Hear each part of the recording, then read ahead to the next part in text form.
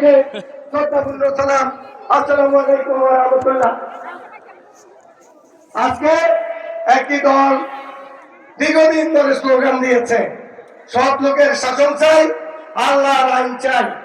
তারা সৎ লোকের শাসন এবং আল্লাহর আইনের নামে তারা বাড়ি বাড়ি গিয়ে বিকাশ নাম্বার খোঁজে, মহিলাদের চরিত্র হনন করতে চায়, মানুষের ঈমান আকীদা তারা ক্রয় করতে চায়। শুনেছি তারা দেশব্যাপী 5 কোটি বোরকা কিনেছে। এই বোরকা কিনে তারা মানুষের ভোটের অধিকার কেড়ে নিয়ে 91 সাল থেকে আমাদের এই মা বোনদের ভোটেই সবচেয়ে বেশি ভোট এই মা বোনরা দিয়েছে, যার কারণে বারবার বেগম খালেদা জিয়া এখানে বিপুল ভোটে 5 বার এমপি নির্বাচিত হয়েছে। আমি মা বোনদের কাছে প্রশ্ন রাখতে চাই, আপনারা কি বোরকা এবং বিকাশে আপনারা কোন রকমের বিভ্রান্ত হবে?